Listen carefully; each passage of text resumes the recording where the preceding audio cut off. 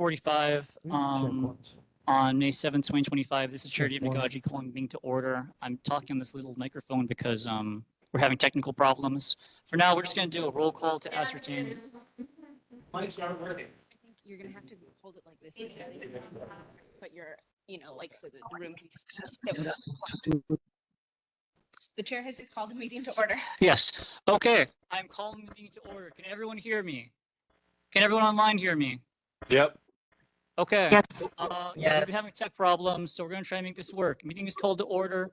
Anson, please do a roll call. When I call your name, please say here. Zane. Okay.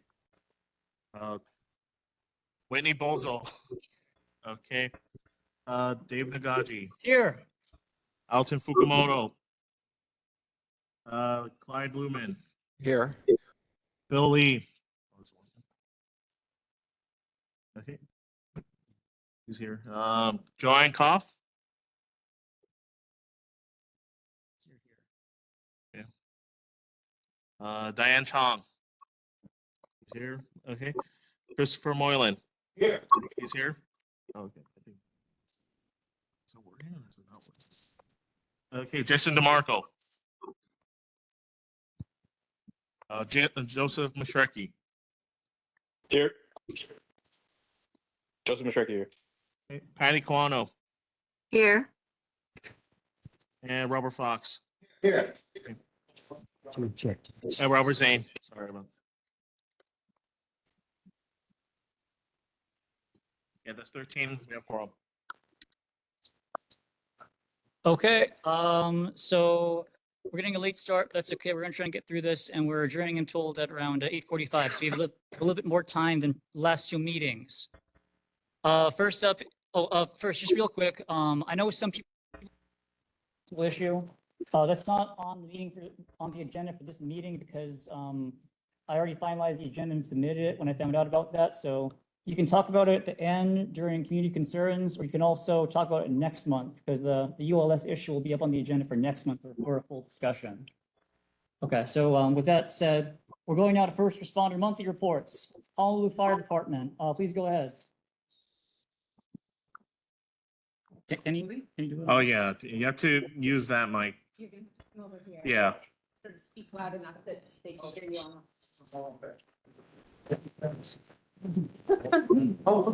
What if I stand here? People here? Yeah. Okay.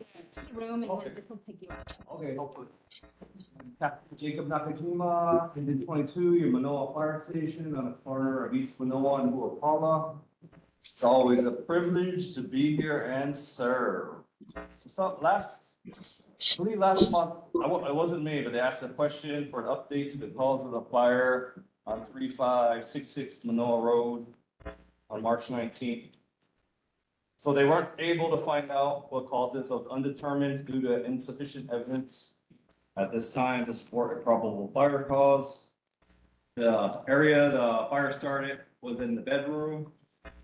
Damage to the house is about $715,000 in property and contents. Then I'll go over the incident statistics for April. We had 1 nuisance call, 2 cooking fires, and 4 activated alarms, no fires. We had 54 medical calls, 2 motor vehicle collision, 1 mountain rescue, and 1 hazardous materials incident.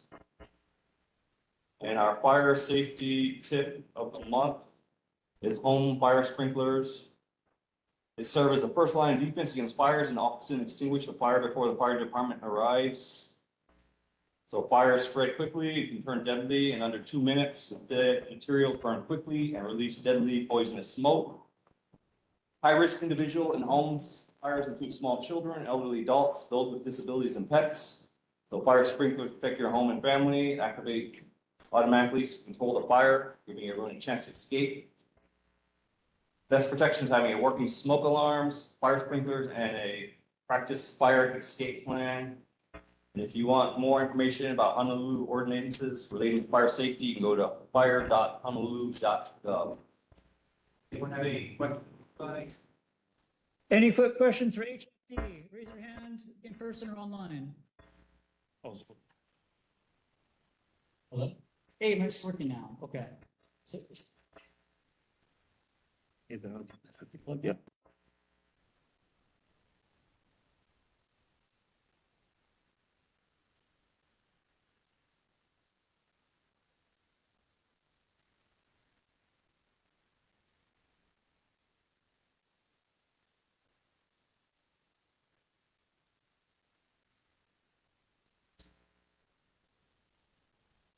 we're going to be using Anson's device to make sure people online can hear us. Can we just mute this unless someone from online has really Interference. Okay. So any sorry again, any questions or comments for HFD? All right, seeing hearing none. Thank you for bearing with us. Online, do you hear us? Okay, I see a Yes. nod that they hear us online. I think everything's. All right. We're moving next to item B on first responder reports. That's HPD if lieutenant's available. Honolulu Police Department.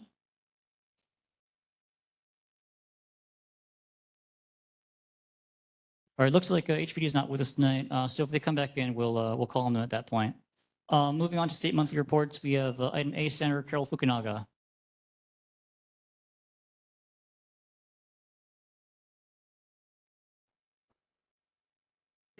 It sounds like it's working. Okay, I have a brief report this evening. I was Sure. able to attend Did you read it? the Friday community workshop held at the School of Architecture on Friday, where the UH consultants held their first community forum. And I do want to encourage residents from Manoa and Makiki to attend next week's May 14th community forum, which will also be held here at Noelani School. I also attached a copy of the resolution that called for the feasibility study to my report tonight, just so people have an idea of some of the workforce housing initiatives that the original resolution called for. And I think it was amended to incorporate additional uses that UH thought would be appropriate. Other than that, one positive note, we did pass a lot of legislation that intends to make it a lot tougher to import and to distribute illegal fireworks. So we're going to be working very closely with Department of Law Enforcement and its director, Mike Lambert, who is someone that we have worked closely with over the last 10 years. And so apart from that, I'm happy to answer any questions that you may have. All right, any questions or comments for the senator? We can take a Robert Fox, please go ahead. Thank you. Does this work? Yeah? Okay. I just have a structural question here. It's been reported in the Civil Beat and the newspapers and everything that we had a problem getting pay-for-play politics to pass, I don't know what committee, to go to the legislature to vote on the idea of keeping our politicians honest. What is the roadblock there? Why is it so difficult after years and years and years of this common sense law to keep our politicians honest? Is there such a pushback from the legislators that they want to keep their gravy train, or what's going on? Okay, I'm not a member of the Judiciary Committee. Yeah. However, as I understood it, the two judiciary chairs had prepared a version of both the campaign spending reform legislation, which would have increased the amount of public financing that was available. I think that was Senate Bill 370. And the second bill was Senate Bill 371, which would have prohibited officers and family members of contractors who receive state contracts from being able to contribute to campaigns. And as well, I also read Civil Beat since I wasn't, in the room at the time. And I understand that the two judiciary chairs could not get a release from the two finance and Ways and Means Committee chairs. So I'm not exactly sure what the circumstances were, but I do think that we're going to have a lot more discussions about why these bills did not pass in our legislative caucus. Just to follow up, this is not the first time to this rodeo We've been talking about this for a really long time, and we've had some rather corrupt people in government who have been found guilty of taking bribes. So this was a very common sense legislation. I want to know who those people were in the Finance Committee so that we can write them personally and say, what's going on with you? If it takes an investigation of why their reasoning is flawed, we need to do that. But the people have a right Sorry, to know. Member Fox, just jump in for time if you can. Sorry. I get to ask a question once in a while when it's probative. Okay, well, I'm happy to take your question back to our majority caucus and ask for an explanation, which I'm happy to provide. I'd appreciate that. Okay, do we have any other, okay, microphone's working. Vice Chair Zane? Thank you, Senator. Looking at the proposed resolution over here, it does mention the be it resolved over here to consider a feasibility study on redeveloping the TMK where the UH Lab School is currently located. Is there any comment regarding that particular redevelopment and discussion on that briefly? You know, I was not in either of the two committees that passed this resolution in 2023, but University of Hawaii Representative Kai is here. And, you know, if he can respond to the background on this resolution, I thought it would be helpful for members to have a copy of the resolution so you could at least take a look at, you know, what the specific language was and then ask questions during next week's meeting. But I think for the university, you know, they would be in a stronger position to respond. Thank you, Senator. Okay, any other questions or comments for the senator?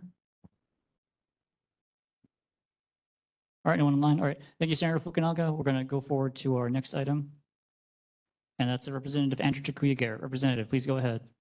All right, good evening, everyone. Apologies, I'm not able to be there in person. One of the things I do. We can't hear you, Rep. I'm unmuted. Can you hear me now? Can you hear me or no? I can hear you online. I can hear you The online problem's too. on our side, apparently. Sorry, because I can hear, because I'm on.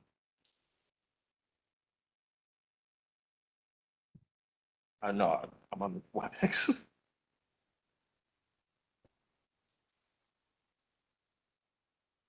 Can I speak? Can you hear me now? No, we can't.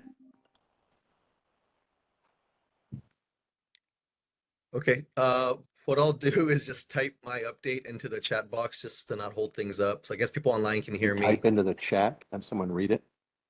That's No, wait, hold, wrong one. Maybe a link to the handout, but that's about it.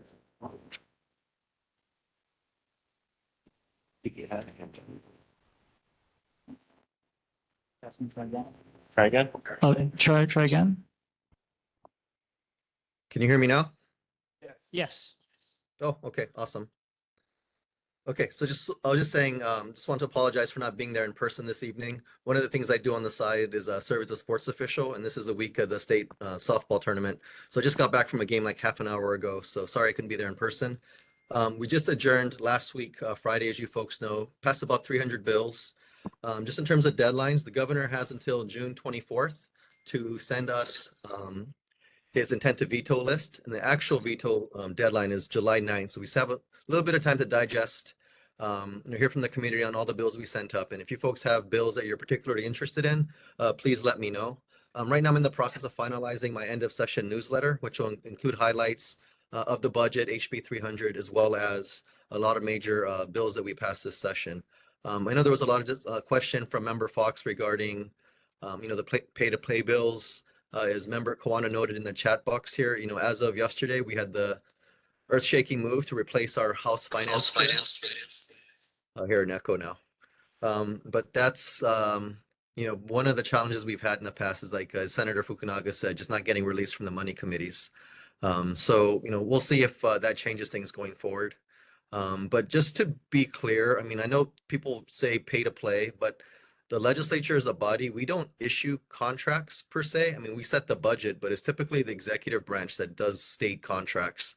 So it's not like a direct pay to play in that sense. I know I'm kind of pushing, I'm going uphill here trying to explain our position to an extent. But, you know, there is no like donation that's given to a legislator for issuance of a state contract by the executive branch. Just wanted to make that point clear, but I'm happy to take any questions at this time.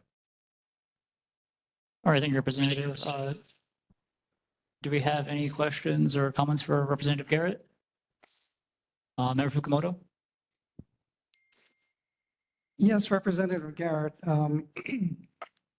I believe there might have been some kind of an item in the state budget or a proposed item which was going to fund the UH's acquisition of the Aria Lane project. Did that go through? Was that in the budget? No, it did not make it. I had a meeting with the developer Sorry, herself. Rep, can't hear you again. Oh, okay, sorry, I'm Oh, try unmuted again. on my side. Can you hear me now? Yes. Okay.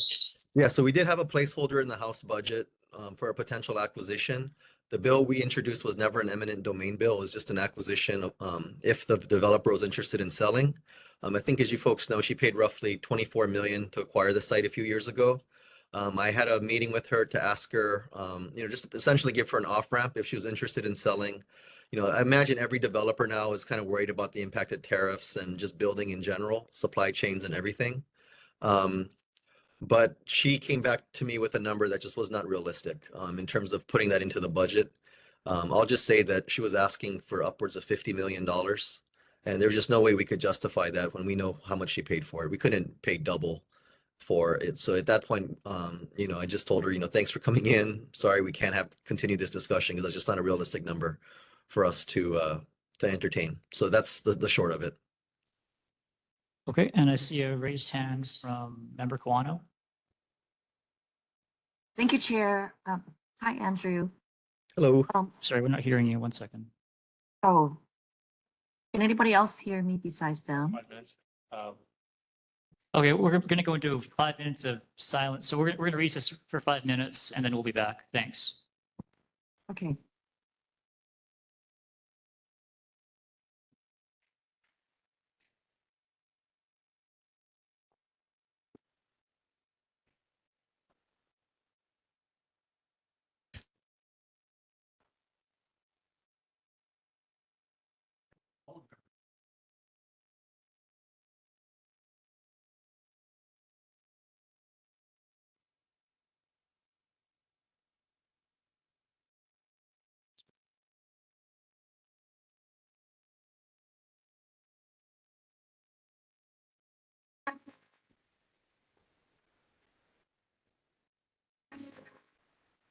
Check 1, 2.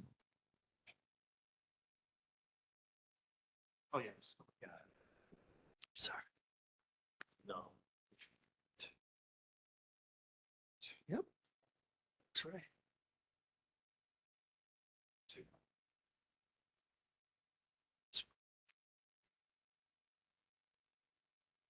Oh. Check. It wasn't doing that before. Check 1, 2. Check 1, 2. Anyone online? Can you hear us? Yes, we got nods. Can anyone online say a couple words? Hi there. Getting the, oh, Hi let's there, do we that can again. hear you. And we can hear you now. Great. Hey, Okay. great. I can hear you too.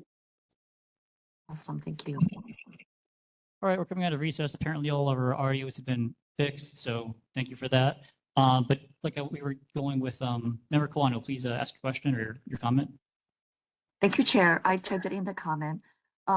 My question, I don't know if it's for Representative Garrett or maybe for the Senate.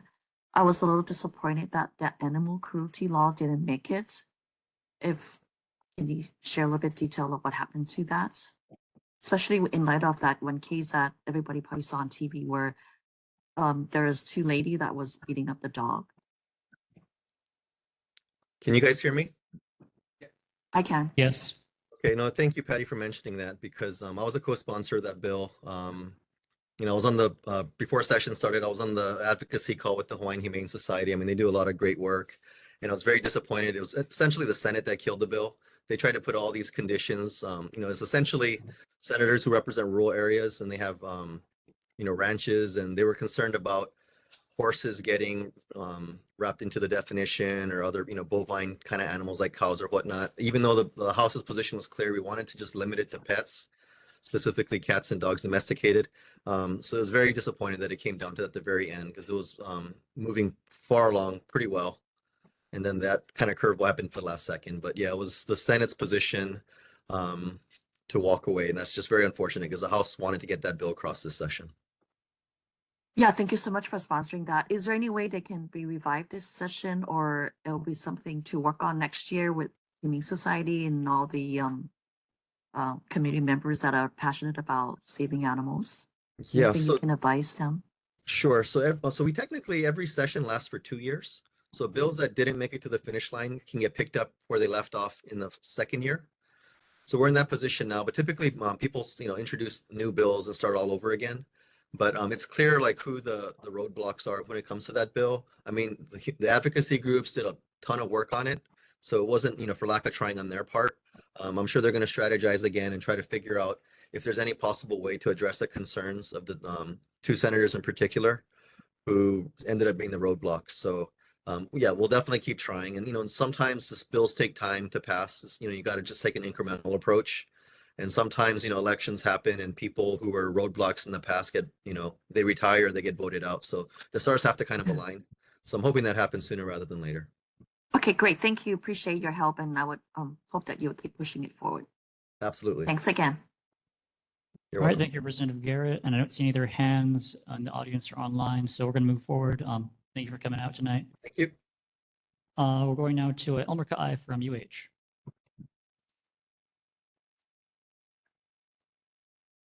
Hello, Chair, hello, members. Let me kind of give you some campus update. Our commencement is next week, Saturday. It happens twice, one at 9 in the morning and the next is at 3:30. The 9 in the morning is really all of those colleges that are a lot more undergraduates and they're more degree oriented versus the afternoon, which is a little bit more focused. But it does happen all day. We do have a break. It's usually about 3 hours per commencement period. Then we have a little break for what we call our late giving component of that. The other thing is today was our last day of instruction. So you probably will see traffic ease up a lot better because of that. We go into finals next week. And then after that, we're kind of done. Just to let you know, we also still have high school commencements going on our campus, starting May 11th, I believe, May 19th, going all the way to May 31st. We do have a few in June. But simply it's because we provide a venue that is a lot easier to kind of get.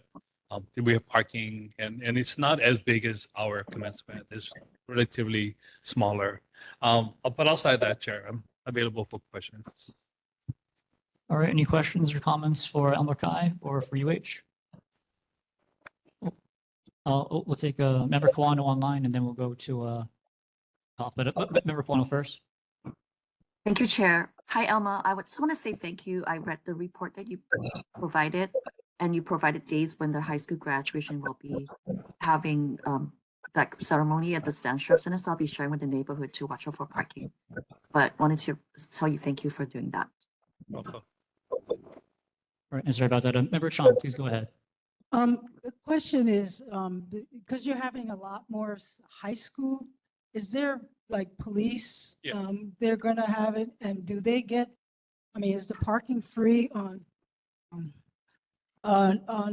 campus, or do they have to pay for campus? No, the parking is free It's for them free? to come in. Yeah. Oh, okay.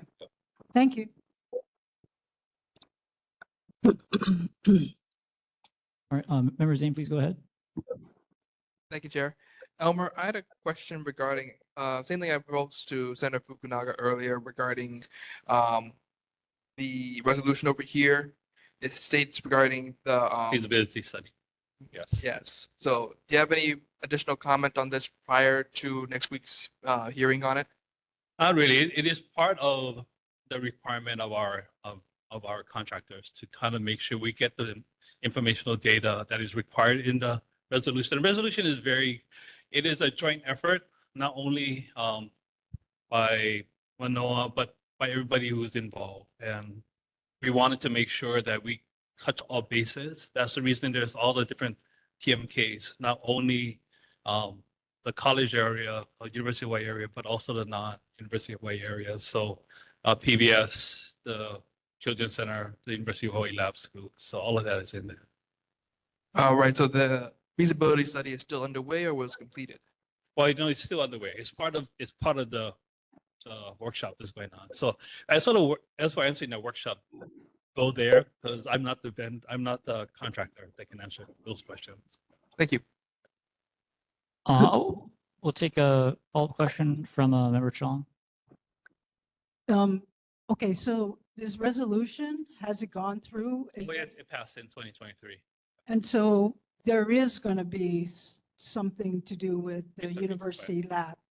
Well, Because I I'm not remember you sure. talking about it. I cannot answer the question. That is the reason we're having the community meeting. I cannot answer to say yes or no. That's the reason you should go to the community meeting. I'm not, we're not deciding anything. We're not deciding anything. That's the reason we have the workshop. Is so we can get. Who's in charge of that workshop? Do you know?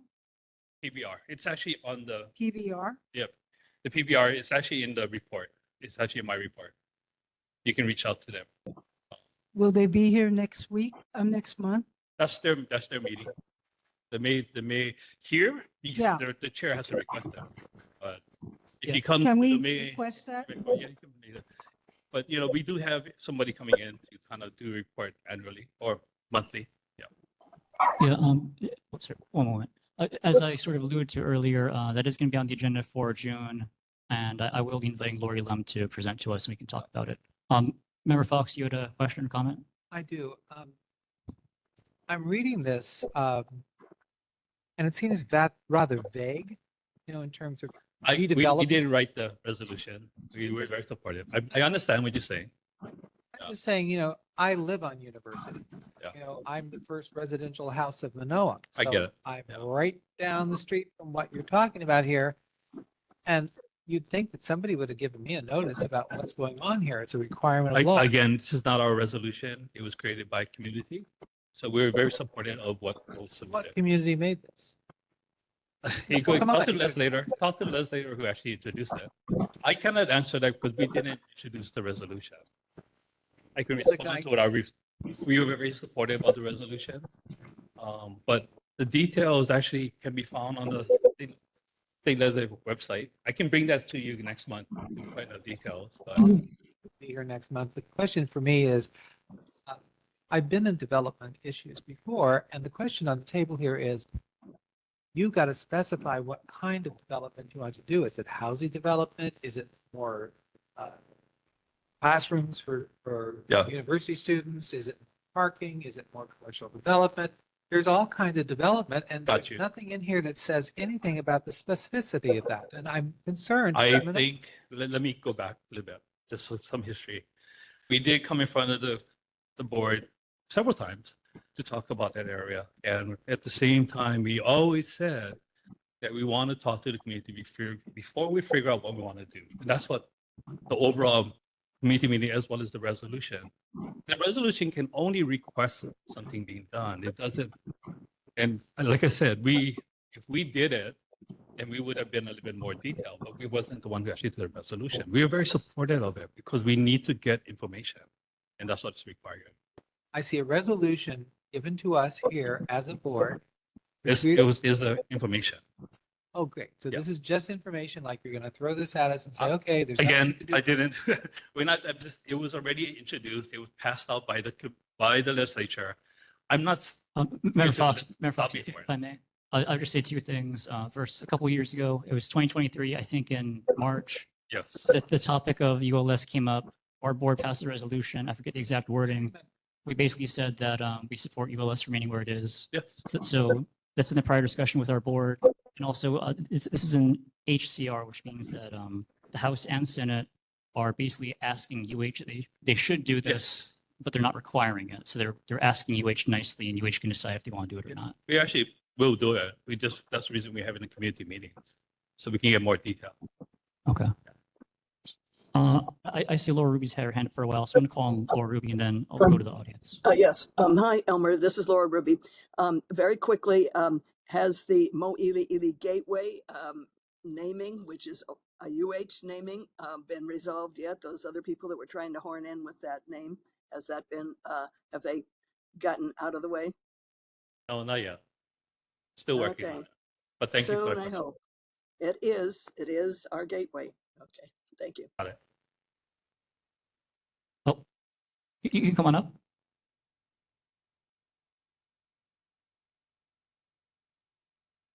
And 1 second. No, I see your phone. It looks like you're recording. So just so you know, like this is all recorded. This is all publicly posted. You don't have to record it. But Yeah. my question just for the community meetings and this project in general, is there a timeline in terms of how many community meetings there will be other than the one next week?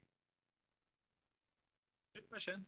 I do believe we have several more with respect to, including a virtual. I cannot give you that timeline. I don't have it with me. Yes. Yeah. I'll find out. Yeah, I believe it is. Everything should be with Laurie, folks.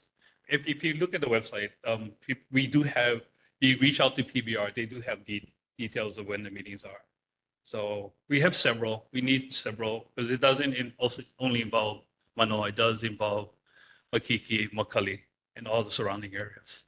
Okay. So I think we've pretty much exhausted this for this month. We'll take it up again next month. But before we go, Member Fox, you can have the last word on this. Yes, I bring up my questions only because the real underlying question that I have is about density. Got it. Because we have a lack of parking in Manoa all over the place, particularly at the university. People are parking illegally all the time. And do we have the infrastructure for more density? I mean, do we have the sewers available? Most of our sewers are 4-inch terracotta pipe. So I guess I'm questioning like, okay, if it's one kind of development, it's this, and we have the infrastructure to handle it. Do we have the water? Do we have the electric? I mean, all these things are considerations for me. And as a representative of the board, I want to have those things answered in a reasonable way so that we can make logical decisions. Yeah, I got it. You got it. All right, thank you. And just one thing I want to note real quick for those who are interested in attending. There was one event, I think this last week, and the next week, May 14th on Wednesday, Noelani Elementary School Cafeteria, which is right here, 6:15 to 7:45 p.m. is going to be the second one. So again, that's Wednesday, May 14th, 6:15 p.m. to 7:45 p.m. here at Noelani Elementary School Cafeteria. That'll be the second town hall to discuss this more. And, you know, again, this is going to get put on the June agenda if people want to discuss it more at neighborhood board. Oh, that'll be great. Thank you. Yeah, thank you. Okay, so next we have Governor Josh Green's representative, Lacey Goshi.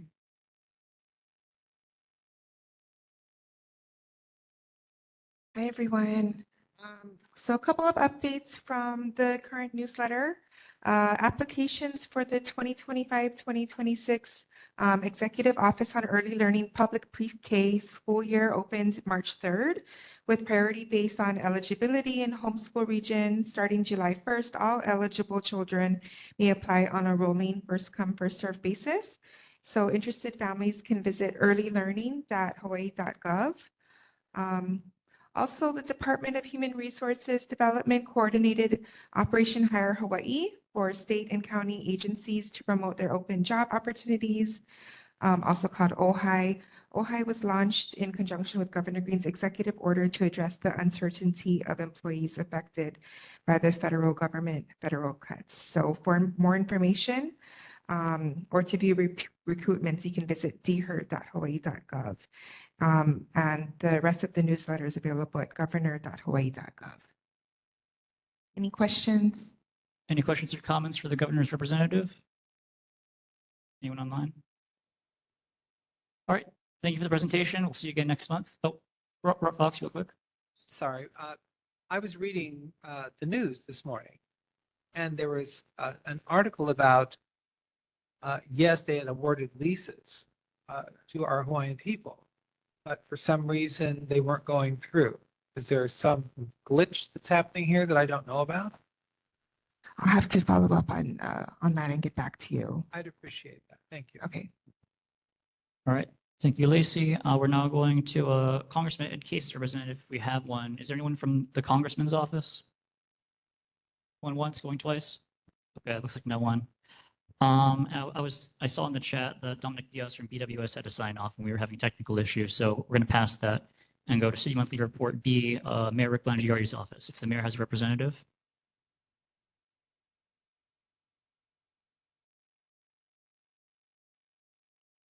All right, I'm not seeing or hearing any representative from the mayor, so we're going to pass that. And go to City Council Member Scott Nishimoto's representative. Do we have the councilman or a person from his office with us? Aloha, Heath Williams, Councilmember Nishimoto's office. I'm sorry, I can't seem to get my video to work, but at any rate, I was speaking to you guys last time regarding an issue on community members being assessed for sidewalk projects, and I was getting the board clarity around that. There's a process whereby an area can elect to have a sidewalk built in front of their house, like outside of a normal city project, and can be assessed for that. But that's an elected, it's an elective thing. So for normal city sidewalk projects, there's no assessment against residents. Yeah, so the other issue that we were speaking of, Member Bozo was asking about the PUCDP. When we spoke last, the bill had just been passed and the maps weren't out yet for the draft. They have come out since. There's no significant changes for Mānoa. There was, well, I guess it was corrected, but there was a coloring error on the map in the CD1, but that got corrected by the CD2. That was kind of down near the university, but no real significant changes, especially from Mānoa and the PUCDP. If you guys have any specific questions, I'm happy to drill down on it and get back to you. And I think that's all we were speaking about last time. I'm happy to take any questions or take anything back to council member, if you guys have any. Member Chung?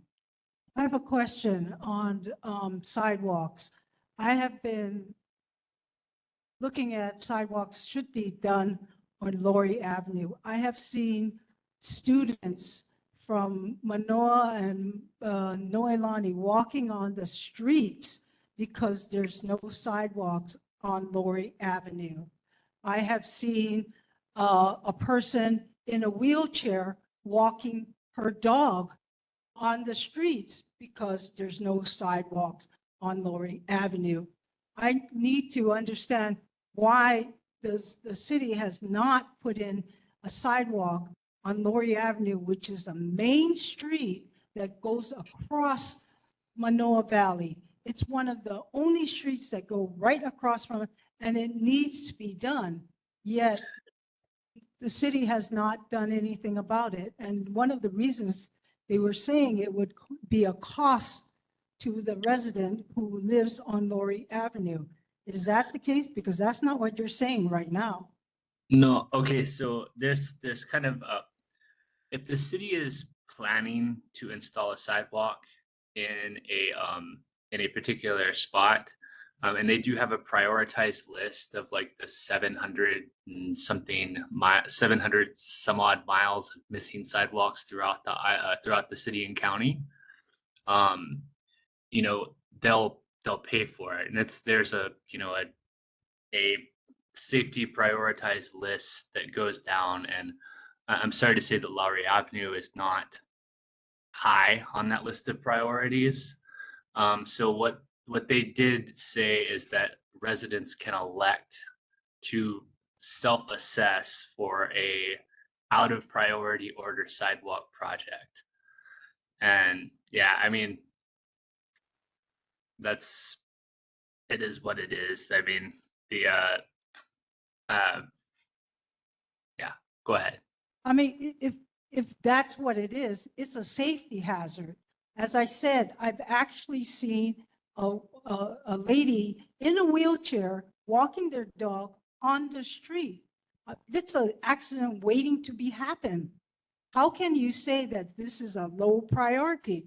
We don't have many things happening in our valley. This is something that I think needs to be done. I see so Again- many sidewalks all over the place, and yet in Manoa Valley, there is none. There should be something going on. Yeah, I mean, we didn't, Councilmember Nishimoto didn't develop the prioritized Sorry, list. sorry. Member The Chang, I'm just the gonna have to administration did. jump in for So, time. Yeah, But thank you. but yeah, thank you, Heath. And there's also a comment from Member Moylan. Yeah, so follow up on that. Since our subcommittee is already discussing this issue, and we've already heard testimony from a number of people about that particular street, but we're hoping to work out some proposed criteria for what order it is. It's fascinating to hear that there's an existing list of prioritized streets for sidewalk. Is there any way we can get a copy of that? Yeah, it's in the complete streets. There's the prioritized list in the Oahu pedestrian plan. They're public documents. I can provide the board with a copy. That would be great. Thanks very much. Yeah, I'll shoot it to Dave. Vice Chair Zane, you have a question? You mentioned just now that there's a process for the community to do a self-assessment and a request to take the priorities out of order. Can you also provide the board the criteria or the procedures to actually submit a request via that self-assessment procedure? Yeah, I can provide that information. It's laid out in statute. It's pretty clear. So yeah, I can provide the board with that information. Okay, thanks. Sorry, it's laid out in ordinance. Still Okay, thanks, Ethan. working on If you could just state send it side. to me your answer, and then we can forward to the other board members. And Sure. sorry for cutting you off earlier, but thanks for looking into the sidewalk issue, and we'll probably be talking about that more in future meetings. Are Yeah. there any other last questions for Councilman's rep? Oh, one moment. Okay, no one online. Robert Fox, you can have the last word. Yes, I know we're talking about sidewalks, but I'm worried about streets. The street that goes up to Henry Lyons Arboretum and Manoa Falls is really, really dangerous right now. There are huge potholes in the street. And after much litigation, it turns out that it's the city's responsibility to take care of this. And it's one of our major tourist attractions in Manoa. People go up to the falls. People are parking all day long at parking lots and paying money for it. But in the meantime, their cars getting damaged. In the future, you have to understand, they can sue the city for damage. So we should make that a priority because it is an attraction that we have here on the islands. Thank you. Thank you. All right, that was, I don't see any other hands, so we're gonna move on. Thank you, Heath, for coming in and sharing what you found from last time. We're now going to Roman numeral 5, returning business, which is Manoa Banning Court and Aria Lane. So there's going to be a resolution that we're going to discuss in a second. First, though, there's just general updates and discussion. So before we get into the resolution, is there any updates or discussion that people have regarding the Banning Court project or the Aria Lane project? Any hands online? Oh, Howard Luke, please go ahead.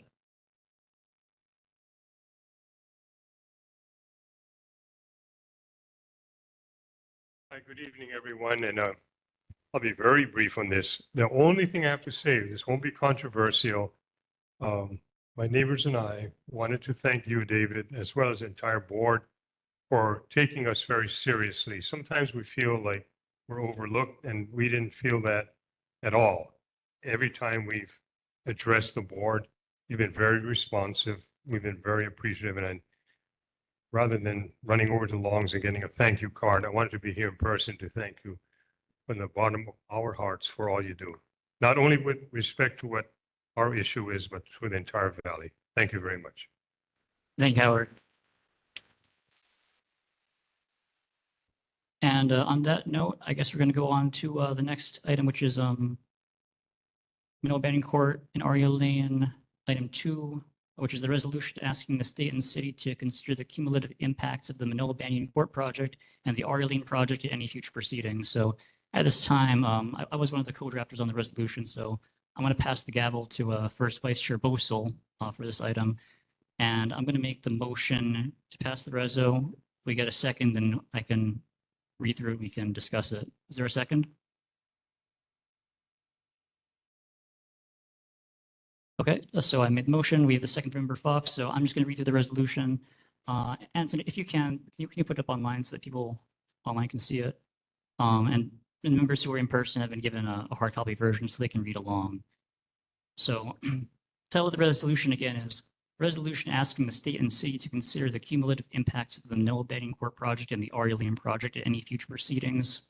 May 7, 2025 from our board. Whereas the Manoa Banning Court project is a proposed housing development that would be built adjacent to the Manoa Chinese Cemetery, and the Aria Lane project is a proposed housing development that would be built at the former St. Francis School site. And whereas both Manoa Banning Court and Aria Lane have been the subjects of multiple discussions at the meetings of the Manoa Neighborhood Board number 7, with the former being the topic of 2 prior resolutions and the latter being the topic of a single prior resolution. And whereas in the course of the various discussions which Manoa Neighborhood Board number 7 has heard regarding these 2 topics, board members and community members have raised numerous concerns, including but not limited to 1, increased traffic congestion caused by both projects, 2, traffic safety concerns caused by the Aria Lane project, 3, the apparent unwillingness of the University of Hawaii at Manoa to allow Aria Lane residents to use the university's roads to enter or leave the valley, 4, loss of trees and other vegetation caused by both projects, and 5, increased risk for future severe floods due to the loss of permeable ground and in consideration of prior floods in the valley. And whereas in its final EA from Manoa Banning Court, Laika's submittal indicated under existing conditions that the Oahu Avenue and East Mill Road intersection has an overall HCM delay score of 59.3 during the morning and 74.7 during the afternoon, while the Kolawalu Street and East Mill Road intersection has an overall HCM delay score of 26.0 during the morning and 32.2 during the afternoon. And whereas the proposed new units added by the Manoa Banning Court project and Aria Lane project would, due to their locations, lead traffic flow at the intersections of Oahu Avenue and East Manoa Road, Kolawalu Street and East Manoa Road, Alula Way and Kolawalu Street, Alula Way with Oahu Avenue and University Avenue. And whereas in January of 2025, the Department of Planning and Permitting, DPP, issued a finding of no significant impact for the Manoa Banning Court project, and whereas there are additional steps necessary for the Manoa Banning Court project to be fully approved, which include 1, Laika completing a 201H application, which DPP confirms as complete, 2, a 90-day assessment period at the end of which DPP will make a determination and recommend to the City Council, 3, the City Council either scheduling a hearing to decide the matter or allowing the project to be approved automatically without a hearing. And whereas if all those aforementioned approval requirements are met for the Manoa Banning Court project, then the Hawaii Housing Finance and Development Corporation, or HHFDC, will have discretion to either provide funding or decline to provide funding. And whereas in February of 2025, DPP issued a decision that approved the Aria Lane project subject to certain conditions.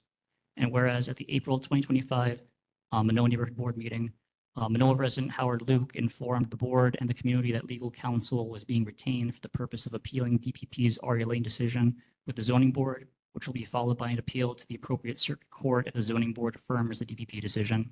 Now, therefore, be it resolved that the Manoa Neighborhood Board number 7 requests the state of Hawaii and the city and county of Honolulu to consider the cumulative impacts of the Manoa Banning Court project and the Aria Lane project at any future proceedings relating to either project.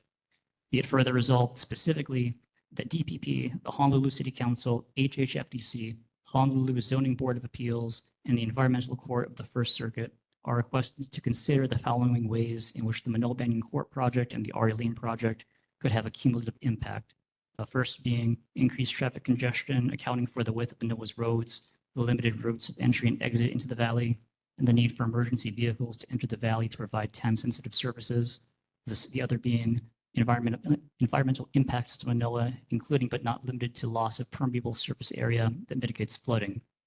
And be it finally resolved that copies of this resolution be transmitted to the Director of DPP, the Deputy Director of DPP, each council member of the City and County of Honolulu, the Executive Director of HHFDC, each member of Honolulu's Zoning Board of Appeals, the Chief Judge of the First Circuit Court, the Deputy Chief Judge of the First Circuit Court, the Mayor of the City and County of Honolulu, the Governor of the State of Hawaii, and each member of the Hawaii State Legislature. So that's the resolution.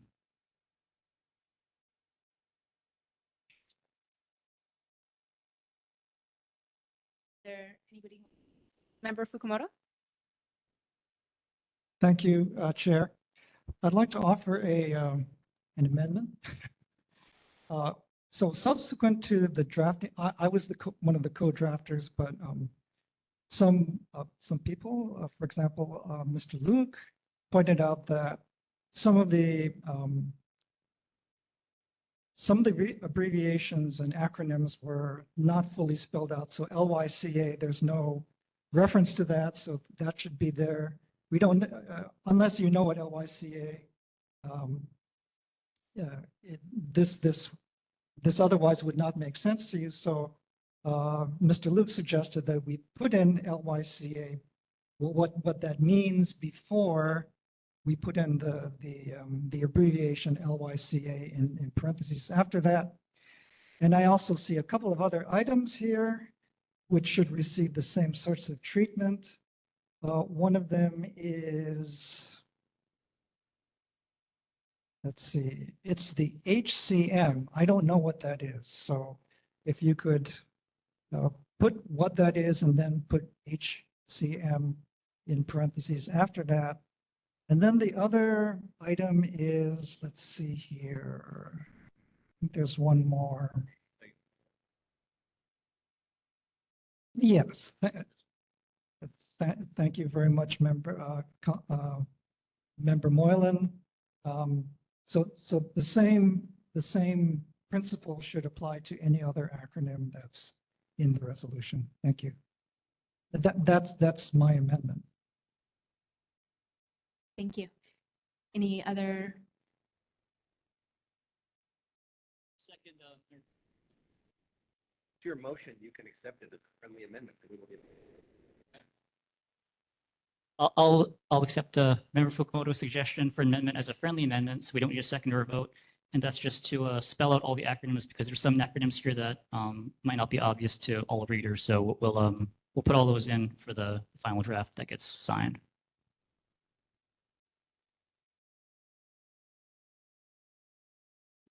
I also have a suggested amendment, which is to include the project that this board has been informed of regarding the stream wall embankment improvement project by the Mānoa Gardens, something to the effect of maybe here where the third whereas clause, adding a number 6, the currently planned project to improve the stream wall near the Mānoa Gardens housing project, which this board has been informed of, directly below the point of confluence of the Manoa Stream and the so-called Woodlawn Ditch, which transects the Manoa Banyan Court site and whose flow will be impacted by the proposed project.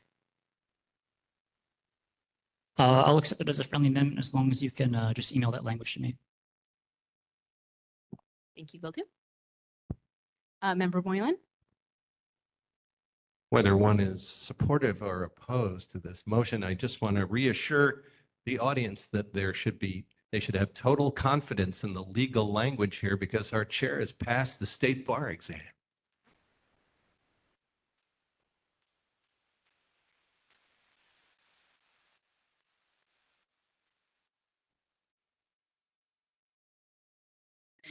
Thank you. Yes, indeed. Glenn Ochagoro, did you have a point that you wanted to make to us? Cool. Okay.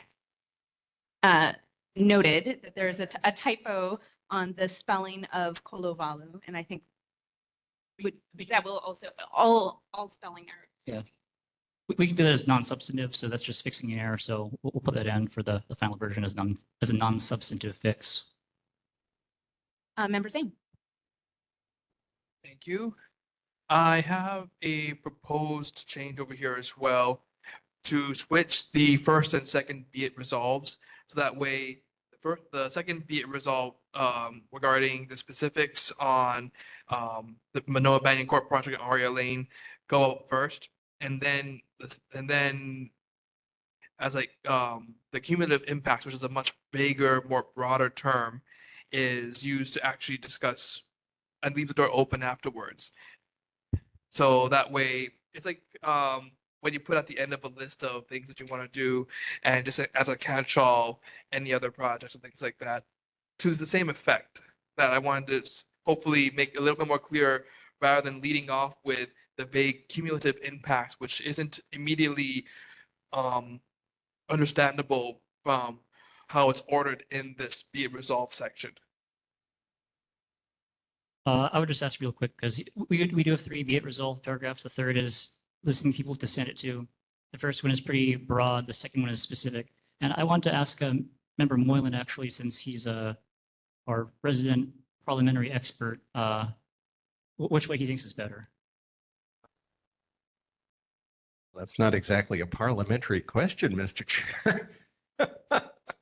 It's a question of style and impact. If you think your resolution is better starting with specifics and going broad, you can do it that way. I don't think there's a right or a wrong way to do it in this case. It's really your preference. So you can either accept it or you can ask for a second for the amendment and get a vote, however you prefer to do it.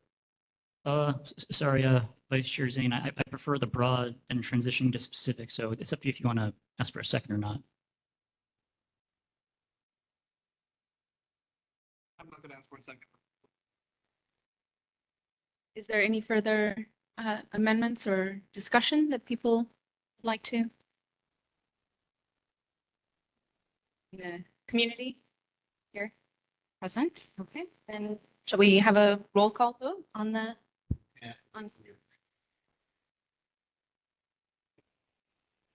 Are there any objections amongst the board?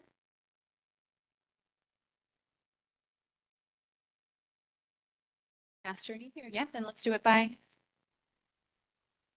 Great.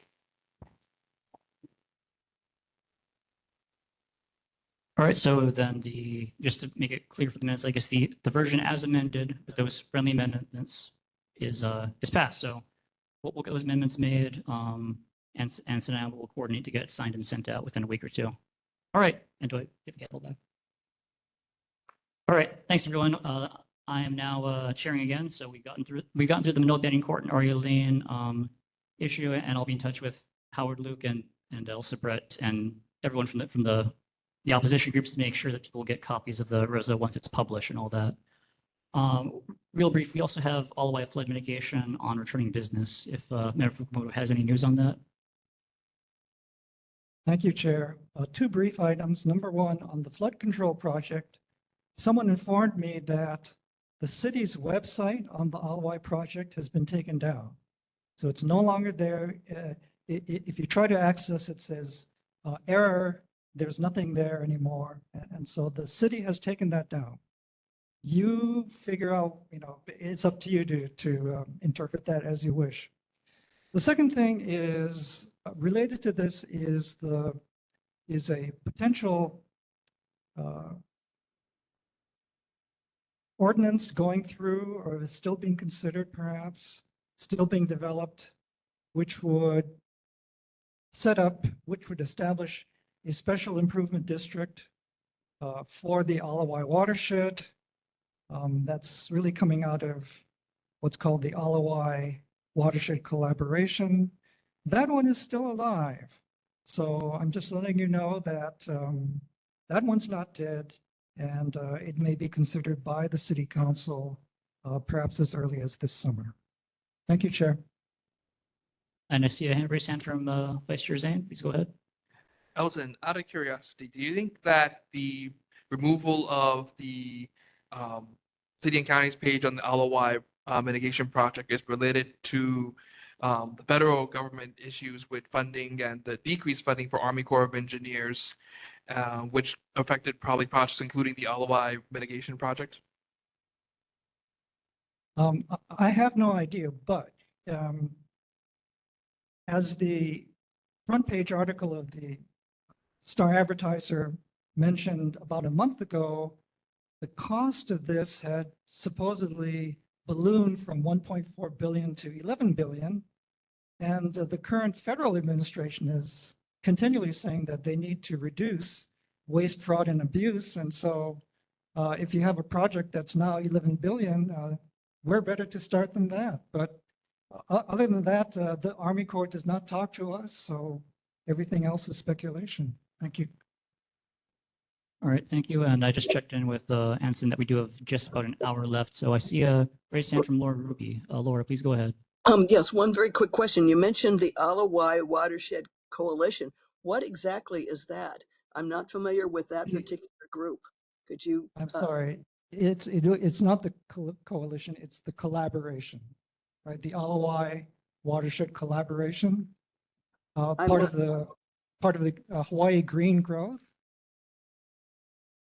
So they have quarterly meetings. The Alawai Watershed Collaboration is basically, I would say, an industry and governmental group. So those are the people. And I used to be invited as a member of this board, and then they disinvited me, not because I did anything evil, but I think they just wanted to restrict their membership. So I no longer receive an invitation. And so since it's on Zoom, they're not going to send me the Zoom link. And so I can't attend, but they're still meeting quarterly. Okay, I just wondered how much they are still favoring anything that's the Army Corps of Engineers or the supposed bridge project or anything, or are they completely different from either one of those big things going on? Right now, they're trying to get this proposed ordinance through, and the ordinance has to do with establishing a special improvement district that would not have the power to assess a fee on the people who live in the Alawai watershed. However, it's always possible later on for them to amend the existing structure to include an assessment power. So that's the concern that I have, that this could be a prelude to a kind of fee that would be in addition to the sewage fee increase that we're all going to have to pay. So this would be yet another fee for people who live in this district. Thank you. I think that's a mistaken idea to try to assess any of us in the community. Thank you. All right, thanks, Elton. And looks like we don't have any other raised hands for this issue. So we're going to move on to board business, Roman numeral 6. First is item A, filling of vacancies. I'm guessing we don't have anyone, but on the off chance we do, is there anyone here who would like to volunteer to fill one of our vacancies in Subdistrict 4? Because we have 3 of them. And this would be filled from now during this meeting and the next meeting, and then the term would end and it would roll over. So I'm just checking because it's on the agenda. All right. Doesn't sound like we have anyone. All right, we're going to item B now, which is approval of the Wednesday, April 2nd, 2025 meeting minutes. Do we have a motion to approve of those minutes? All right, moved by a member Moyland and seconded by Vice Chair Bosel. Do we have any discussion or any proposed amendments for the April 2nd, 2025 meeting minutes? Oh, Member Goff, did you have a hand raised? Oh, okay, hand's been lowered. Any discussion or anything for the meeting minutes? Going once? Going twice? Okay, seeing and hearing no discussion, I guess I'll ask, is anyone opposed to approving the minutes? If not, we'll just pass it by general consent. Do we have any objections to approving the April 2025 minutes? All right, hearing and seeing none, those are approved by general consent. We're now going to update on primary urban center development plan. That's typically been Member Watson's thing, but does anyone else have an update on primary urban center development plan for us tonight?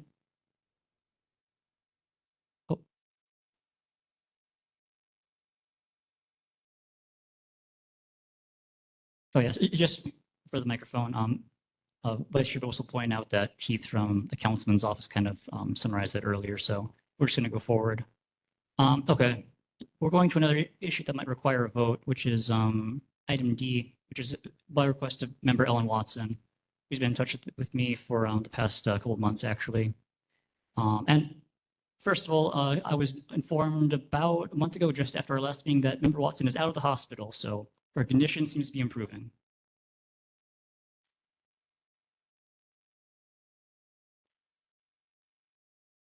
But in the same phone call, she also let me know that she wanted us to pass this even if she wasn't present for the meeting, which is that she wants to create a follow the money or issue committee, and she wants to be the chair of it. I asked her to explain what it was that I could explain if she was absent. And what she explained to me is that the subject matter of the committee would include topics like an occasion in the past before I was on the board where apparently the state didn't have money to buy a telephone pole for the warning siren near the cemetery in the back of the valley. And some members of the board had to do stuff to get that telephone pole set up and the siren installed. It could also include subject matter topics like HECO's current contract to power the city's streetlights and potentially other similar topics. So that's kind of the summary she gave me during our last call. So with that description, with the understanding that if we do this, Member Watson's interested in chairing it and being appointed chair, even if she's not at our meeting, do we have a motion to create this committee? Member Moylan, go ahead. I move that this item be deferred until such time as the person who thought up the committee is actually able to be present, and we can have a good discussion on what the committee would do and how it would do it, the way we did for the other committees that we've recently created. And that was a motion, right? To defer. Okay. Do we Motion to defer this item. motion to defer, or yeah, to defer has been made. Do we have a second for the motion to defer? Is that Member Fox? Okay. It's a motion made by Member Moylan, seconded by Member Fox to defer the follow the money or issue committee. Any discussion? Member Zan or Vice Chair Zan?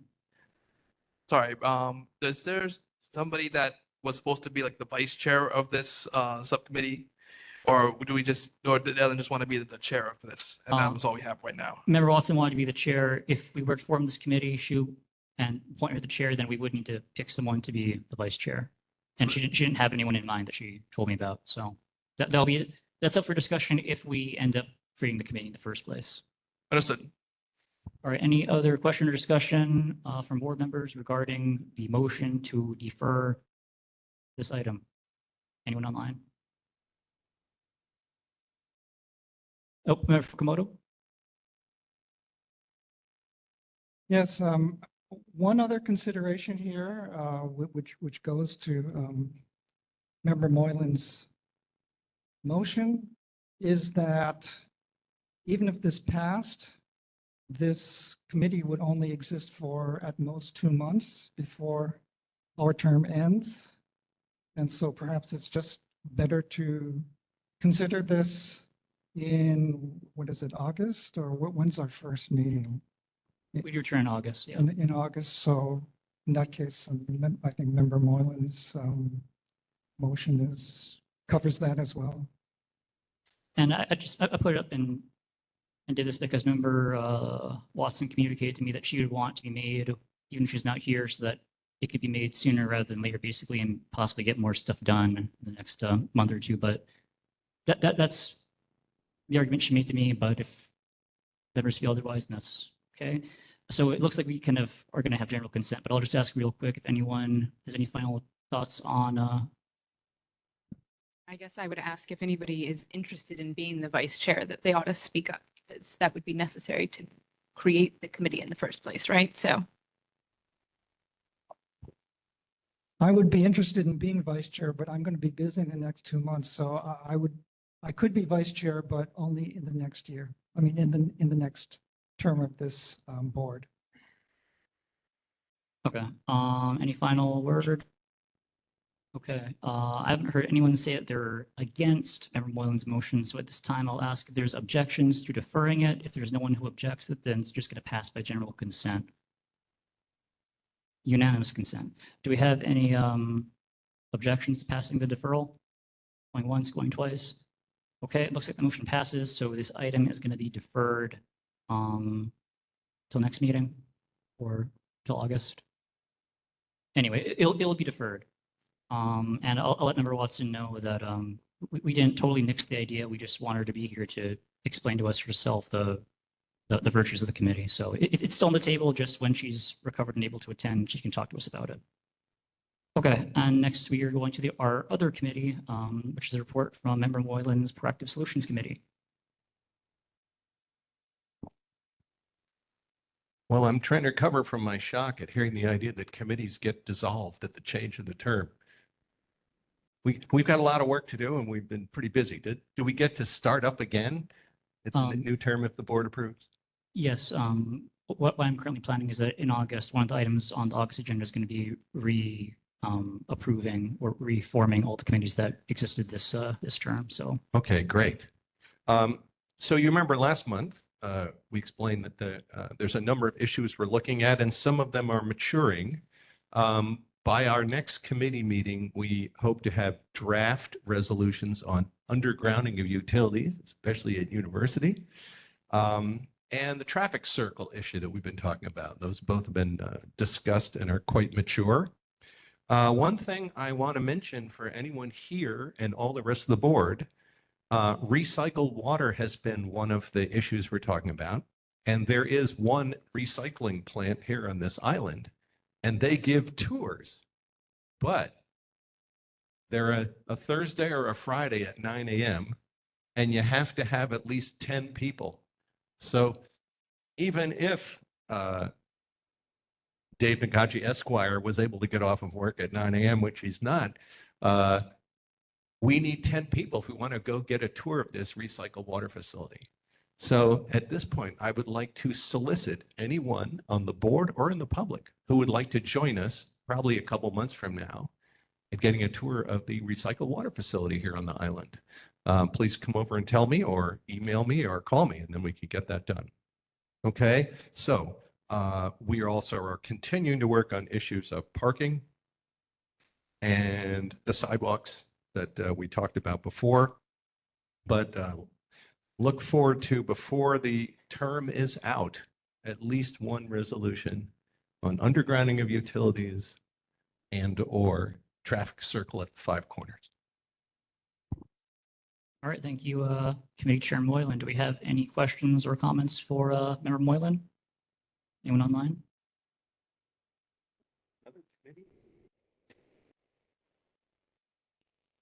Yeah, they don't have a report. It's okay.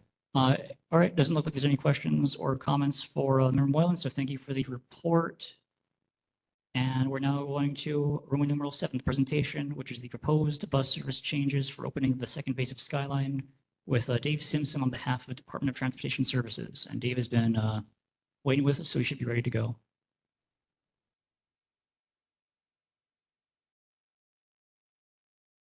I guess while the presentation is being pulled up, my name is Jay Igusa. I'm with the Department of Transportation Services. Skyline second phase is scheduled to start on October 1st of this year. We've been working with Stantec and PBR Hawaii to design and modify bus routes to just make sure that there's good connectivity between the bus and Skyline. So with that, we're here to share some of the updates on proposals. I'd like to introduce Dave Simpson. He'll go through the presentation with you folks.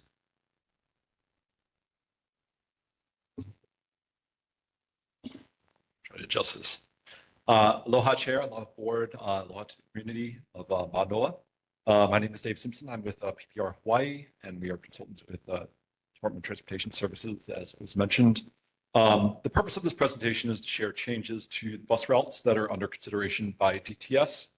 DTS and their consultants are seeking community input for making any of the changes to the bus routes. This is one of 14 neighborhood boards we are visiting to request feedback on these proposed changes. So the purpose for considering bus route changes is to integrate bus with Skyline. And the next phase of Skyline will be opening this fall, connecting more people to employment centers. So now's the time to consider how to make the network more efficient, the most efficient it can be for its riders. In this presentation, I will share information about the next series of stations to be opened, bus routes that are under consideration for adjustments and timing, and provide an email address for your comments. So if you will, please go to the next slide. This slide and the following slide will show the Skyline stations that have opened with phase 1 and the next series opening with phase 2, which will be October 1st of this year. The first phase opening terminated at Aloha Station, which many of you are already aware. Next slide, please. The second phase opening in October will terminate at Middle Street, connecting more people to employment centers. And the Skyline hours will also be expanded with earlier starts and stops each day. Bustle is making changes to accommodate the rail extension, and bus hours are increasing to improve service to riders. Next slide, please. The next couple slides, I will show some of the routes that were adjusted with the first phase opening of Skyline earlier this year. Next slide. This slide shows the routes that were adjusted in March with the first opening of Skyline. Routes were restructured to provide service to Skyline, and a new route that was added to get riders from Eva Beach to West Oahu Station. So that was routes 44, 47, 461, and 415. Next slide, please. Next, I'll discuss the routes that are proposed for changes with the next phase opening of Skyline. Next slide. And you'll see here, this is a diagrammatic image that shows how buses and Skyline can be integrated together to make a more seamless network with a core of rapid buses that make limited stops with feeder buses for localized service. The intention is to make these commuter routes more reliable and faster for riders who use them. Next slide. This image and the next one will illustrate routes in a before and after style. So the slide shows the current A line. You can see it extends all the way to west of the Pearl Ridge Station. And on the next slide, you'll see how the A line is under consideration to terminate at Lagoon Drive. The hours of service are proposed to be expanded to run later into the night, and there is no change to the frequency. Next slide. So here you can see the after slide of how the A line will be truncated as proposed. And next slide, please. This slide and the following will show how a new W line proposed to be added will replace Route 20. First, you'll see how the dashed line shown on the screen represents the existing Route 20, and you'll see how it is redundant of the Skyline with the next phase. Next slide, please. The new W line is proposed to connect with Skyline at the airport station. You'll see here in the text that the hours of service are expanding to earlier mornings, but it will still be running late into the night to serve people who work in Waikiki. There will also be greater frequency of service, giving riders more flexibility in planning their commutes and fewer stops. Next slide. Here you'll see a slide that shows a bit more detail on the W line as it's being proposed. It will make a slightly different loop near the airport and follow Nimitz Highway downtown rather than passing through the downtown core. So that's one change that's being proposed. Next slide, please. This slide shows a new route that is proposed to run from Mapunapuna to Manoa on weekdays. So this is a new route that would allow anyone to catch Skyline and then hop on to a limited stop bus that will get them to campus, starting from the Lagoon Drive station. The frequency is proposed to be every hour with extra trips during AM and PM peak hours. Next slide, please. Another route we would like feedback on is the proposed Route 331. The next two slides show how Route 303, which serves Joint Base Pearl Harbor Hickam, will be discontinued in favor of a new Route 331. You can see here on the slide, the dashed line is the 303, which will be discontinued. Next slide, please. The 303 has redundancy with the phase 2 of Skyline, and 331 is proposed to connect to Skyline at the Makalapa station, improving ride times for riders. Next slide. This slide shows changes to some existing routes that are proposed to connect to Skyline at the Lagoon Drive station rather than further out the stadium existing. And the Wahiawa Route 51 will also stop at Pearl Highlands. So this affects routes 40, 42, and 51. Next slide. And the final route that we're showing proposed for October 1st changes is Route 46 that runs between Kapolei and West Oahu. It's proposed for service frequency reduction from every 10 minutes to every 15 minutes. These adjustments are being proposed to meet the current demand. Next slide. And finally, I'll be discussing DTS's complementing some future changes. So we're giving a little bit of a preview of changes that are being proposed. These changes are not for October 1st, but we're providing a preview at this time. So if you have any comments or questions on these, we would take your feedback as well. Next slide. Here you can see a graphic overview of the concept we are previewing where limited stop commuter bus routes feed to Skyline for a more efficient ride throughout the system. Next slide. First route we're previewing is how the C line that currently runs from Makaha to town could run to the UH West Oahu station instead, and riders can get out of traffic on the Skyline for the rest of their commute. This will cut trip times with fewer stops and again, keep people out of traffic on H1. Next slide. And another route we'd like to preview is the E line, which could be adjusted from running to town to make a Mauka to Makai service from Wahiawa to Eva Beach and connect everyone to the route along Skyline. Next slide. And as I mentioned, DTS would like to hear from riders on the proposed changes. You can email comments or questions to thebusstop@honolulu.gov. Again, that's thebusstop@honolulu.gov. And please provide comments no later than July 15th. Thank you.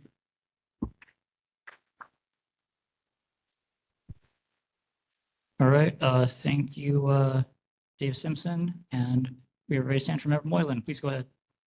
So first one question, about the situation you have where you have low ridership in a bus line, and so you decide to increase the headway, like the example you said from 10 minutes to 15 minutes.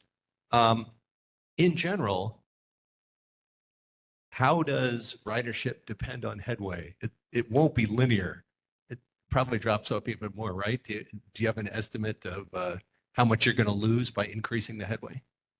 I can't necessarily speak to that, but Because the thing about rapid transit is you don't need to know the schedule. You just show up and one comes by within enough minutes before you run out of patience. Right? Yeah, Pete Garino from DTS, by the way. So we do keep an eye on how the ridership goes on each of the lines and see what we can do in terms of how much service we're providing out there. So every schedule that we put out, every sign up, what we call where the drivers sign up for the quarter, basically, we take a look at every line and we see how much service we provided, where we're increasing services and decreasing services to adjust for demand, and check and see if we drop service, for example, 5% in this area, did we lose 5% riders, or we only lose 1% rider? Or right? 80% of the riders. Right, exactly. So, and we keep an eye on that, and we have a leaderboard on which routes are doing good and which ones need a little bit more of attention. So that's something we're constantly tweaking. Right, it's very interesting. And I just want to add a comment. This is a very exciting year for that train. A train line works when there are both origin stations on it and destination stations on it, something a lot of people don't realize because trains are new to Hawaii. And what is built so far is 100% all 9 origin stations, stations where people would normally get on the train. But this year, the big destination stations start working, Pearl Harbor, the airport, and all that sort of stuff. And once it goes both where people are coming from and where they're going to, ridership jumps way up.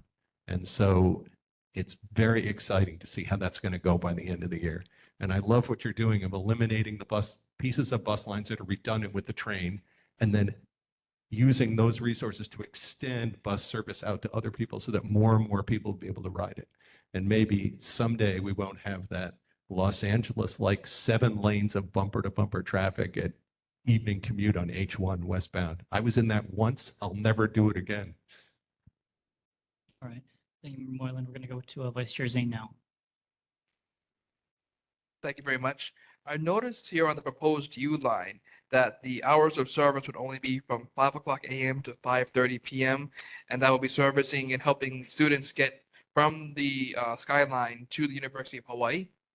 I would like to suggest increasing the hours to a later time, preferably into the evenings, especially for any students traveling using the Skyline to get to evening classes or part-time courses, especially if they're working from the west side or having to commute from the west side to ease and assist them in that process. Okay. Yes, we take that feedback. Yep. I'd just also like to add that the A line also serves UH Manoa and connects to Skyline, and that will run a lot later. So students, faculty, anybody coming from UH or along the route, they'll still be able to use the A line. Okay, thank you. All right, thank you. Do we have any other, oh, Member Fox, please go ahead. Yes, please. I've looked at your proposal for the A-line truncation. It seems like it's adequate. It's going to the University of Hawaii Manoa up University Avenue. Now, it seems that it is stopping at the bus stop currently between Dole Street and Metcalf, correct? Correct. And then it just turns around and goes back the other way. Is that the way that works? So I've got a big question here on your U line because it's not making sense to me. You're going basically down South King Street and you're going to Mo'iliili, and then you've got this loopy doopy thing, which I don't know what the heck that's all about. It goes up to Dole Street and then across the university and then exits by City Mill to Waialae Avenue and then comes down Waialae Avenue to where exactly? Because, you know, it just stops. I mean, where's the return route? Yeah. So the U line actually travels on the freeway. So we're trying to make it a quick commute to and from UH. So you go So- down H1 freeway to this? Correct. H1 freeway, it'll get off at University, it'll turn right onto Dole Street. We also want to make this route not just for people going to UH, but anybody wanting to go more east towards Hawaii Kai or Kaimuki. And it's two-way service, so anybody coming from Hawaii Kai or Kaimuki can also use this U line to get to Skyline westbound. Let me repeat so I know what you're talking about. This big line here is H1 freeway, right? And then you get Yes. off the freeway on the University Avenue ramp, right? Go up to, again, Dole Street. And then Correct. you're turning into where City Mill is. That's a long, and these are all stops along the way, I presume, right? Little circles. Those, oh yeah, that's correct. Okay. The circles are. So you get to the end of the line, which is at the end of Waialae, where it's supposed to connect to King Street. And then I don't see anything. So what happens? Is there a turnaround there or what's going on? So it'll travel out of service from that point, and then it'll travel in the opposite direction. So Yeah. there is a turnaround there proposed someplace, right? Correct. Yeah, it's just riders won't ride around the whole turnaround. It'll pick up on the opposite side of the street. All right. Thank you so much. All right, we'll go to Member Kawano on Zoom, and then we'll go to Member Chong. Member Kawano, please go ahead. Thank you, Chair. I agree that will help a lot of traffic for students to come to the university and maybe alleviate the traffic issue. I just wanted to know, do you have any data on the ridership of the rail since you started? Is it available on their website that how they're doing, how many people riding that every day, every month? Sorry, are you asking for ridership on Skyline? Yes, I don't know. Do you have that or do you know anything about that? I believe there's a little over 3,000 riders a day, average weekday. Is that what was 32, their target? 3,300. Oh, sorry, what was that? What is their target? Is that half of their targets or? Well, for this first opening, we realized that the ridership is going to be kind of minimal because it doesn't really go to any popular destinations. But with the next phase, going to the airport, going to Pearl Harbor, we do expect that to increase a pretty good amount. Okay, thank you. All right, and now Member Chong. Are you presenting this to other boards? Correct, yes. Can I give you a suggestion that you put page numbers on it so that we don't go, what page are you, where are you, what route and things like that? So then we can just say on page 5, blah, blah, blah, blah, blah. So then everybody can switch and move to that page because you don't have any page numbers. It doesn't help. It would really help everybody because in that respect, you could put that up there and that, we can see it. The rest of the people can see it too. All right, Okay? yeah, thank you. Good Thank suggestion. you. Thank you. All right, do we have any raised hands on Zoom? All right, I see no raised hands on Zoom. Brett, please go ahead.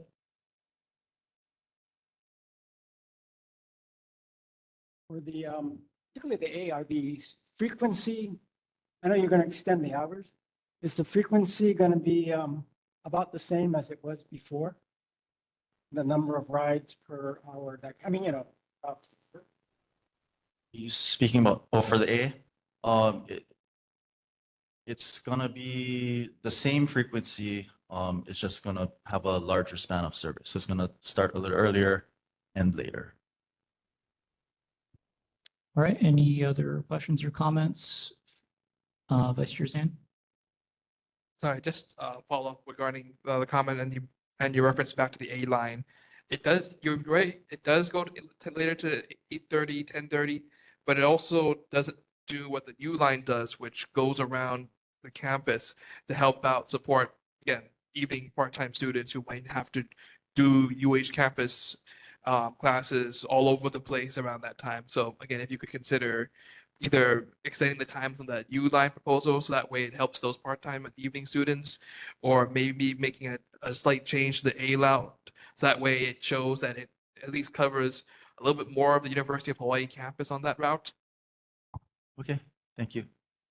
All right, right again.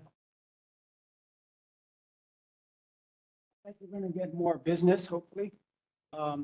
With Lagoon being probably one of your keys, hubs. Okay, what are the chances of getting bathrooms? Because I can see people are they going to want to use the bathroom, right? Especially if they're going late. What a UH game, you're coming back from UH football game, whatever, going to work. There's a very practical reason why you need bathrooms. So I was going to ask, are there plans to relook at getting bathrooms?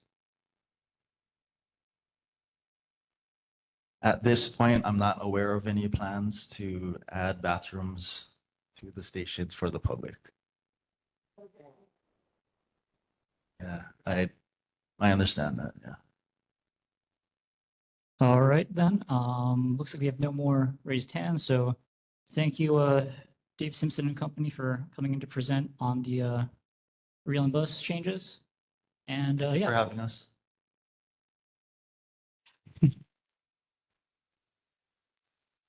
Okay, and now we're going to community concerns. We didn't have any specific ones when I made this agenda, so this is basically an opportunity for people to use the remaining time we have for announcements to raise any concerns that haven't otherwise been listed on the agenda.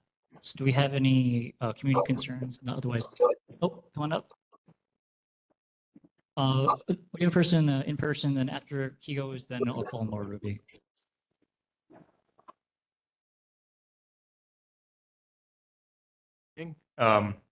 Thank you for bringing up the subject of the proposed campus town at the university property or university lab sits.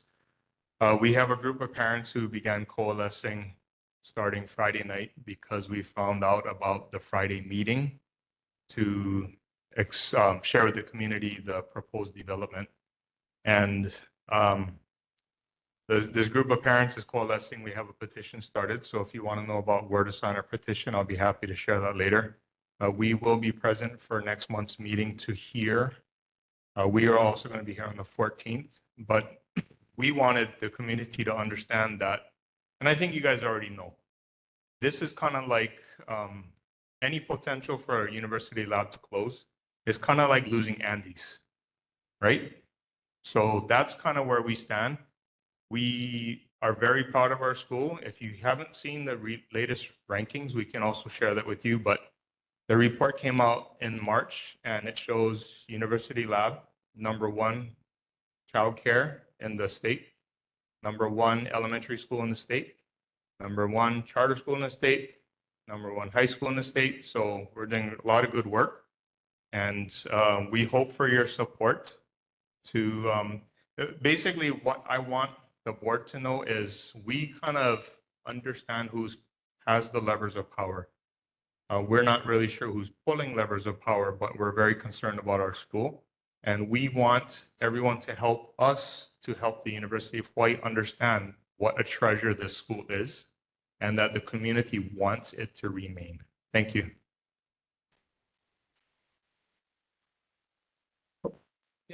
Vice Chair Vosel, go ahead.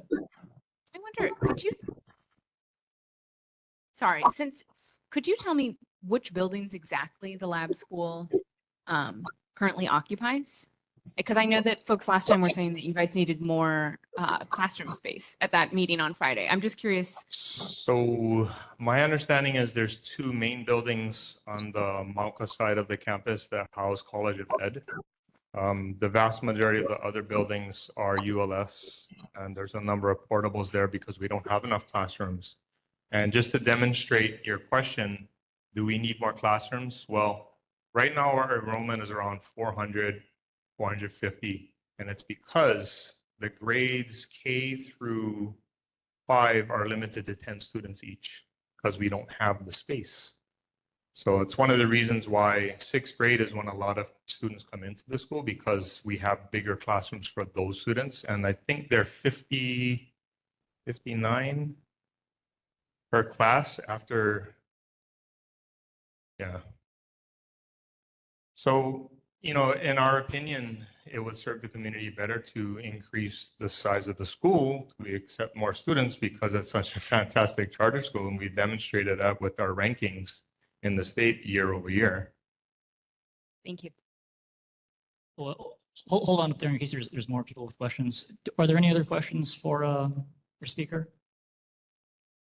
Okay, thank you. And I just want to say thank you for your support. I mean, we're obviously coming at it from the school's perspective, but we are firm believers. We have our children there obviously for a reason, that it is a great asset to not only our community here, but the university as a whole because of the partnership that the lab has with the university over the years. And as a parent of the state in general, the lab does work. The research that goes across the entire state, not only actually in the state, but across the world. We have researchers from other countries that come and mimic what the lab is doing.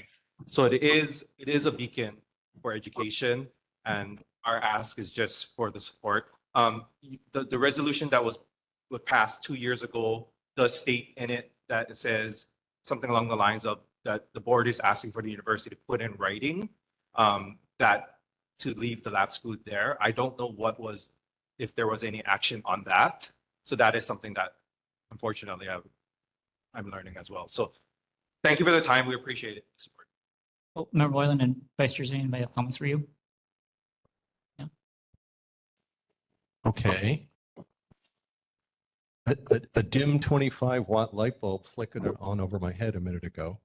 On the one hand, we have the former St. Francis site, a former school that's been proposed to help address the terrible housing need. On the other hand, we have this action from the legislature recognizing that UH and the area has a huge housing need and proposing to move out the School of Education and that school. Is there any chance? Like, what if the Aria Lane site became available for your school? Wouldn't that kill two birds with one stone? So I mean, we understand that it's more than just us. It's more than just a school because we are a charter school that, you know, it's not the university's responsibility for us to find a campus. It is on the school's governing board, but it would make it a lot easier if parts were aligned that allowed us an option. Especially to move onto a site that was a school That's in the first designed place. school. Yeah. Yeah. And our facility, I mean, to your question about what buildings, you know, admittedly, lab does a lot with a little. It's not the prettiest campus by far. There is some concern in terms of the quality of the facilities, but they do a great job. I mean, you know, Mike shared some of the credentials and some of the results that they do. So imagine if we had better facilities, what could be done? And do we have any other board members with questions or comments? All right, thanks for coming in. And like I said, we'll have further discussion next month.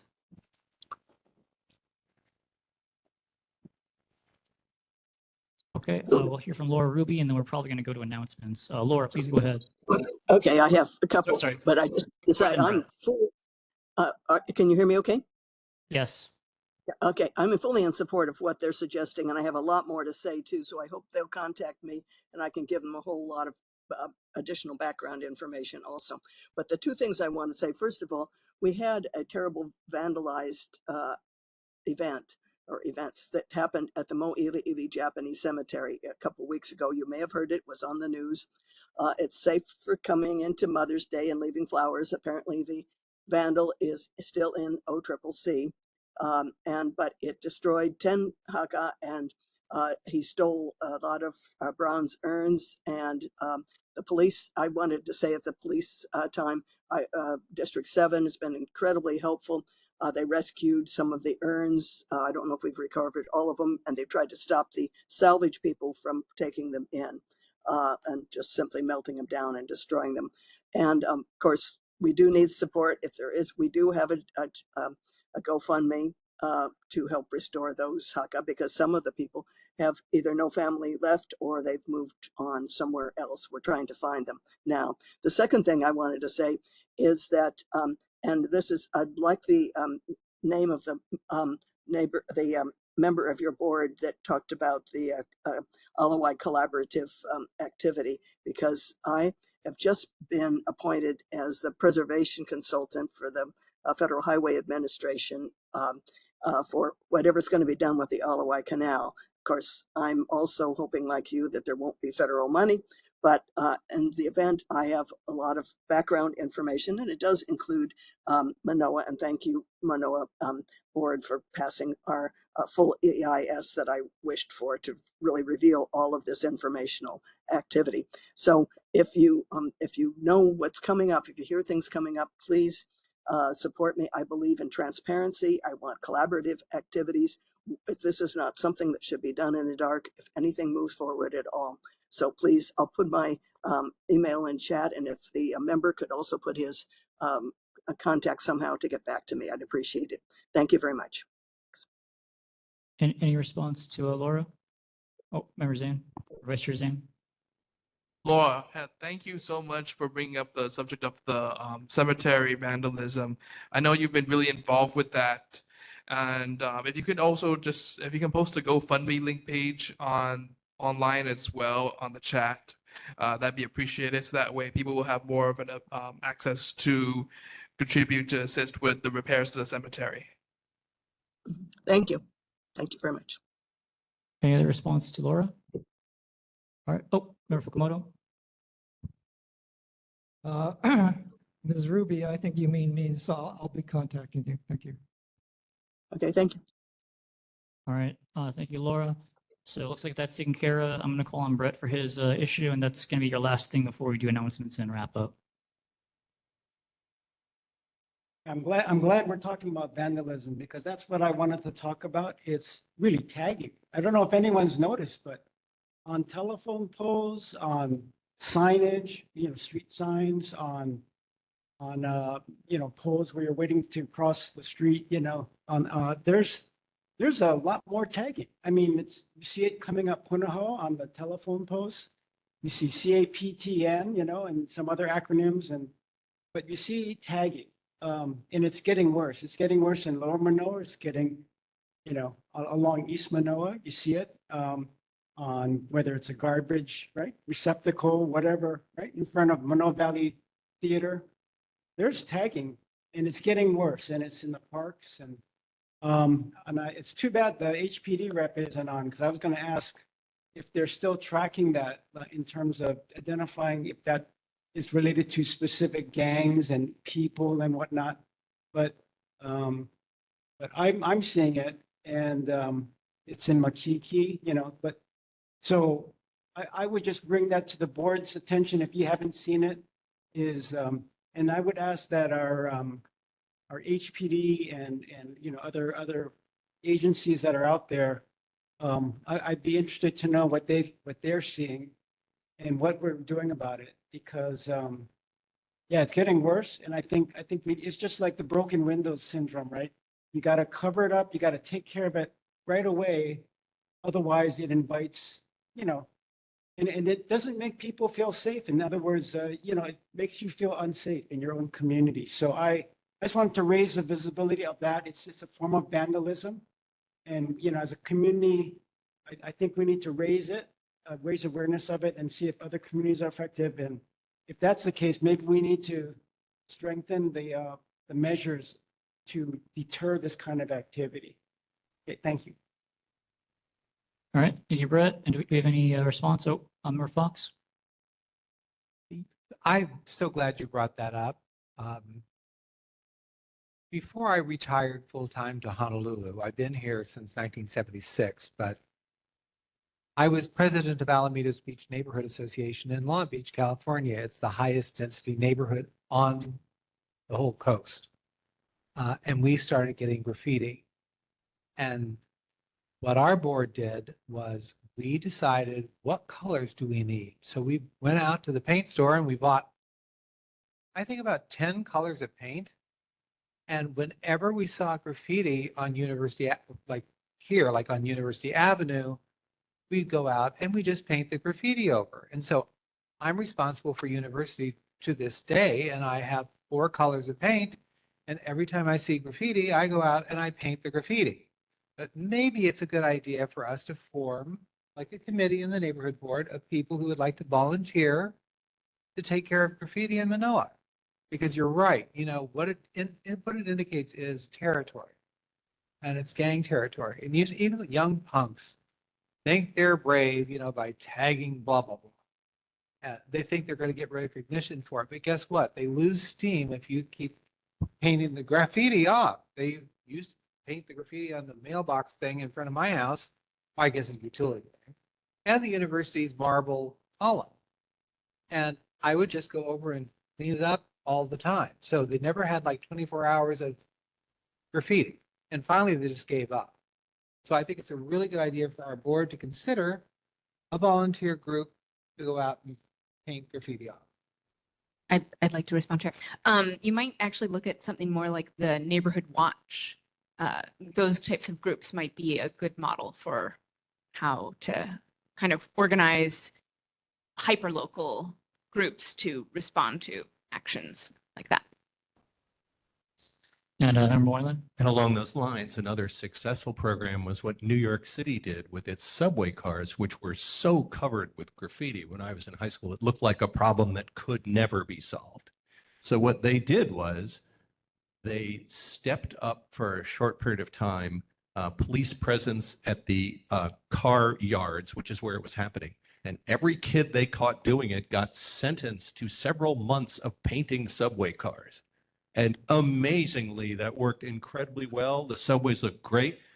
Now the bridge abutments look really terrible in New York. They all switched to bridge abutments, but those subways got cleaned right up by making the perps do the painting over. All right. And with that, we are going to need to close out community concerns and move on to announcements before we get kicked out of the room. So first of all, real quick, I was in touch with MidPAC. This isn't on the agenda, but they let me know that they're breaking ground on their track area. So MidPAC's breaking ground their track this month. They just want us to know that. So yep, just so everyone knows. In terms of the announcements that were actually on the agenda, first of all, the neighborhood board elections for the 2025 to 2027 term, voting began on April 25th and it ends on Friday, May 16th. Again, the only competitive election for the Manoa neighborhood board will be in Subdistrict 1, where we have 5 candidates running for 3 available seats.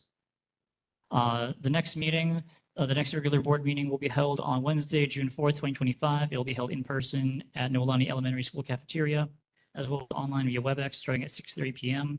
Please note that since July will be this board's summer recess month, the June 2025 meeting will be the last meeting of the current board term. I also noted agenda items for next meeting. 1, the city's Department of Parks and Recreation is considering ways to make local parks more dog-friendly. To further its outreach on the issue, the city is asking the various neighborhood boards, including our own, to discuss the matter with our communities. So DPR says it would appreciate hearing back from our board by Friday, 29, 2025. Therefore, the subject will be put onto the June 2025 agenda and August 2025 agenda. Again, that's dog-friendly parks. I also put it for the second number. Other items may be included on the June 2025 agenda as space permits. However, I wanted to intend to keep the June 2025 agenda light. That's what I wrote at the time. Since then, the whole ULS situation has come to light, so that's also going to be on the agenda next month. Lastly, we have the Alila rebroadcast. You can watch on the second and fourth Saturdays of the month at 3 p.m. or every third Tuesday at 9 p.m. or online on the Alila website or the Honolulu website or on YouTube. So with that, do we have any final, Member Moylan?